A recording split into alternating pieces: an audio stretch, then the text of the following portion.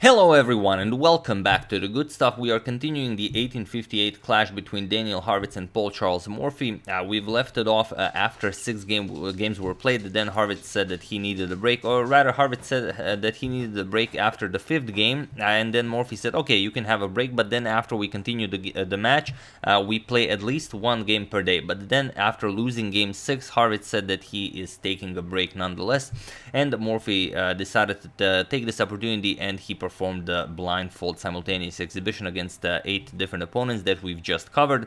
So now we are returning here for the match, and Harvitz probably overheard that Morphy was having some difficulties. He fell asleep near the window, near an open window, and he caught a bit of a cold, and Harvitz took this opportunity to challenge Morphy to continue their match. And Morphy, of course, would not lose any time. He wanted to continue the match regardless of his health. And not only that, after Morphy returned to the Café de la Régence to continue the match, Harvitz was not there. Harvitz insisted that the games continue in the room above, where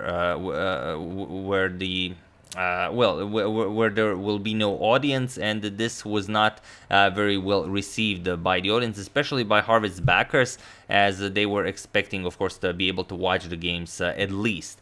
And if you don't remember, as we've taken a little bit of a break during the Morphy saga, as we usually do, the match currently stands as 4 wins for Morphy, 2 wins for Harvitz. Harvitz started the match by winning 2 games, but then Morphy won 4 games in a row. If you remember, he said that Harvitz will not win a single game after those 2 losses. So getting back to this game, this is game 7. Let's see what happens, as it's quite a nice one. So Harvitz with the white pieces opens with d4, and Morphy for the 3rd time in the official match goes for the Dutch defense with f5.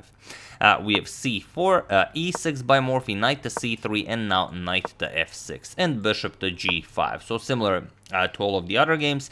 In game 3, Morphy played bishop to b4, but here he sticks the bishop to e7. This worked for him very well in game 5 that Morphy also won.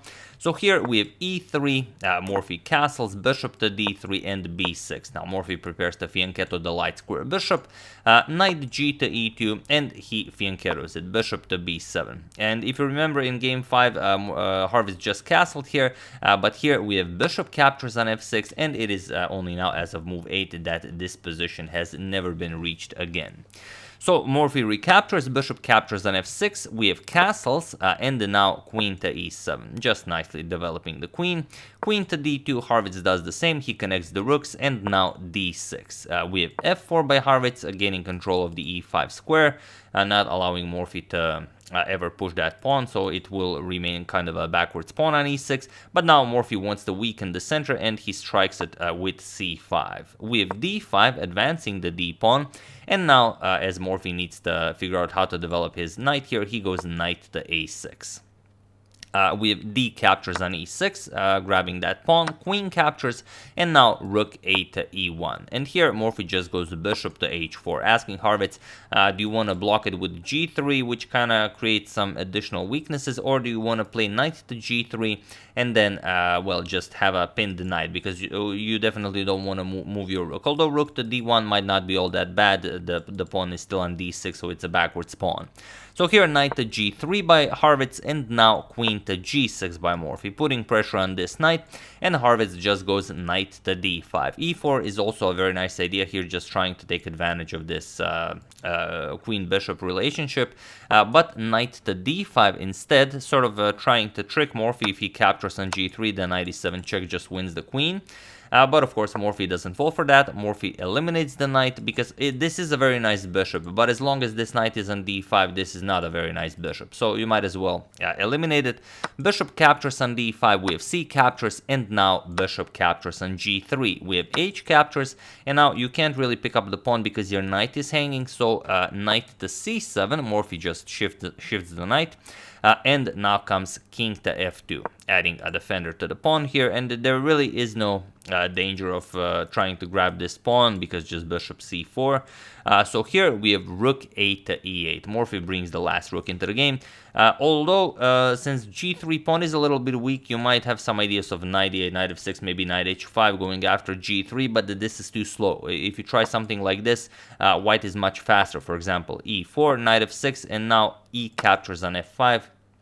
You just don't have time to pull off a plan like this, and the best case scenario, it will yield maybe a draw. Knight g4 check, king to e2, and now we could go queen h5 check, threaten some very nasty discoveries here, but rook to h1. This is the problem, and even after rook a to e8 check, we don't want to go here, because if this then knight f2 check is a double check, and then the knight just picks up the rook, but we can most definitely play king to f3, and then there are no issues here. There's nothing for you to win. You could deliver some double checks here and here, but it doesn't really do anything. If you go for this check, then just king f2, and like I said, best case scenario, you can go for a perpetual here, but not something Morphy is interested in. So instead, he just goes rook a to e8, brings the final rook into the game, and now comes rook to h1. Harvitz now the king, nicely defending the g3 pawn, and he's hoping to maybe even double up rooks on the h file. Who knows? We have rook to e7 by Morphy, now leaving this, well, the ideas of this rook being shifted to f7, or this one to e8. Rook to h4, Harvitz also prepares maybe doubling of the rooks, but also the rook is just a nice defender here. And now comes queen to f7. Again, if you go for this pawn, and I know a lot of you were thinking about this, just bishop to c4, and there's no defending this knight. So instead, after rook to h4, we have queen to f7, preparing h6 and g5. Morphy wants to create some sort of a breakthrough here. And bishop back to e2. This bishop is now being shifted to f3, because you will need a defender of the e4 square. This knight is coming to e8, to f6, and then to e4. The e4 and g4 squares are just a match made in heaven for Morphy's knight. So here, like I said, you do not want to go after this pawn. I have to repeat this again, because white just trades and then goes bishop c4, and you lose a knight here. So after bishop to e2, we have knight e8. Morphy continues with his plan of shifting the knight over to e4, and now queen to d3. You do not want your queen and king like this when the knight comes to e4, so queen d3, knight to f6, and now bishop to f3. Just getting that bishop here, adding another defender to the e4 square, and now g6 by Morphy. First, preparing that h6 g5, we have rook to e2, and now rook f to e8, shifting all the attention to the e file. We have b3, move good as any. It's basically a waiting move. He has to see what Morphy will do, because there really isn't all that much white can do here. So queen g7, finally guarding the h6 square, preparing h6 and g5. We have rook back to h1, doesn't want the rook to be attacked here with h6 and g5, and now Morphy just continues with his plan. We have king to g1 and g5 now. We have captures, and now bishop to h5, attacking the rook here, but Morphy really doesn't care about this rook. He just goes knight to e4, and this is a very deadly threat, because if you go after the rook, then queen to a1 check, and this is basically checkmate, because after you're done giving up all of your pieces, you have to play king to h2, and then just rook h7 check, and that's it. Bishop blocks, for example, rook captures on h5 will be checkmate. So after knight to e4, we have rook back to e1. You have to guard that a1 square, but now rook to f8. Now Morphy will, of course, save his rook, and white doesn't really have a good move here. There's no way to defend the g3 pawn. The f2 square is covered, like we said, by the knight. Any move like rook h3 just, loses to g4, and then the pawn gets picked up. So here, instead, we have bishop back to f3, and now Morphy just eliminates it. Knight captures on g3. And now Morphy's position is really great. He's up a pawn, and the white without any serious plan here. So rook to h3 goes after the knight here, and queen to e5 now, just defending that knight. We have rook to h6. The rook doesn't really do all that much here, but you have to play something. And now g4, pushing the bishop back. We have bishop back to d1, and now king to g7, pushing the rook back. We have rook to h4, and now rook to h8. Morphy wants to eliminate Harvitz's basically last active piece. So rook captures, king captures, and now he will shift the other rook over to the h file, whereas Harvitz doesn't really have all that much to do here. So here, bishop to c2, another waiting move, not really a lot you can do. Rook to h7. Morphy is free to mount any sort of an attack here. Queen back to d2, another waiting move, and now queen to b2. Now pressuring this bishop as, well, not pressuring, but pinning it, as if it moves then the queen falls. So rook to d1, adding a defender to the queen, but now rook to h1 with check finally. King to f2, and now feel free to pause the video here and win this game for Morphy while I give you a couple of seconds.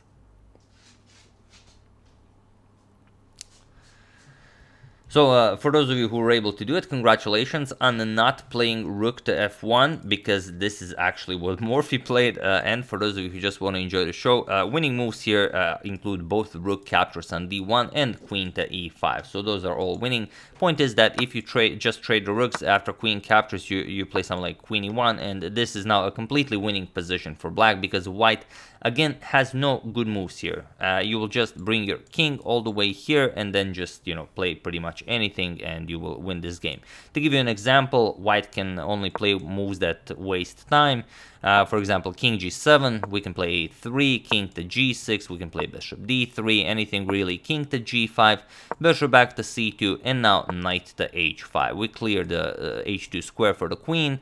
Let's say bishop d3, knight to f6 now, bishop c2, white only has waiting moves, now queen h2, g3 is coming, and doesn't really matter. Queen e2, you're gonna play queen to h1, and now whatever, because white has no moves, I can't stress this enough, just g3 with check, and you really don't have any options here. You have to move, you will have to capture this at some point. So king captures on g3, now just knight to e4 with check, and now if bishop captures, for example, queen h4 check, king f3, and pawn captures on e4 will be checkmate. All of the squares are now covered. So capturing with the rook is one way to go about it, and just queen e5 is another way, really. Just for example, if white trades rooks, just captures with check, king g1, knight g3, and we get a pretty much similar position where the game plan is pretty much the same. We bring the king over here and win the game. However, Morphy played something different. After king to f2, Morphy played rook to f1 with check, the move from the thumbnail, but this simply doesn't work, because after rook to f1 check, what Morphy thought would happen, he thought rook captures here, and then I win the queen, knight e4 check, the king and queen are forked, and now after this bishop captures the knight, I'm gonna capture the queen, and now it's queen against the bishop and the rook, or basically rather after the king moves, we're gonna pick up the bishop as well, so it's completely winning for Morphy. But instead, after this rook to f1 check, Harvitz said, why, thank you for the free piece, and Harvitz captured the knight on g3, and when Morphy saw this, Morphy just burst out laughing. He couldn't believe what he just did, because there were so many winning options, but Morphy, the position was so dominant that he decided that obviously everything was winning, but he just missed that his knight was completely hanging. And now whether we are gonna attribute this to Morphy having a fever, or just not being so sharp for the entire game, because it's very hard to stay sharp when you're so winning, and a lot of moves are winning. Then it's easy to blunder a move like this. But that's not even the worst thing. The worst thing is that after the game, Harvitz said, yeah, the game was pretty much equal for all of the moves, which was of course pretty silly, because the game was completely lost up until this move. But okay, king captures on g3 was played, and now Morphy is down a piece. There's really no way to continue this attack. So Morphy played queen e5 check, king to h4, and now you can't really continue unless you trade rook. So here Morphy just repeated queen f6 check, king g3, queen to e5 check, king h4, and queen to f6. Morphy had to do this, otherwise, well, you're just going to be down a piece and you're going to lose the game. So Morphy unable to win the 5th game in a row. Game 7 ends in a draw, and it's remarkable that Harvitz said that the game was pretty much equal, the entire time. And the match did not continue for the next day, because Harvitz again took a break, and he, still had to announce when game 8 will be played. But he was still playing at the Café de la Régence for this entire time, and the Morphy was left waiting to see when the match will continue. So stay tuned. There will be one more game in this match, and then we're going to discuss what happens after that, and everything else. So I'm going to try to cover this final game of this match before the start of the candidates, so we get to conclude this entire trip to Paris and his match against Harvitz and the blindfold simultaneous exhibition saga before the candidates start. That's the game. Hope you guys enjoyed it. Morphy definitely didn't. I mean, playing this entire game feverish and then playing rook to f1, I mean, it's just, yes, it's a beautiful combination unless, Harvitz just wins the free knight. But what are you going to do? Once again, hope you guys enjoyed it. I would like to thank Richard Lawrence, eatfrangos.com, Axel Vermachlen, Teofil Bagur, and Aristidis Lambrianidis for your contribution to my channel. Thank you a lot. I really appreciate it. As usual, you can check 2 of my previous videos here. Thank you all for watching, and I will see you soon, continuing the coverage of the Morphy saga, checking up on your wonderful suggestions, and whatever else happens in the chess world. So thank you all, I will see you soon, and have an excellent rest of your day.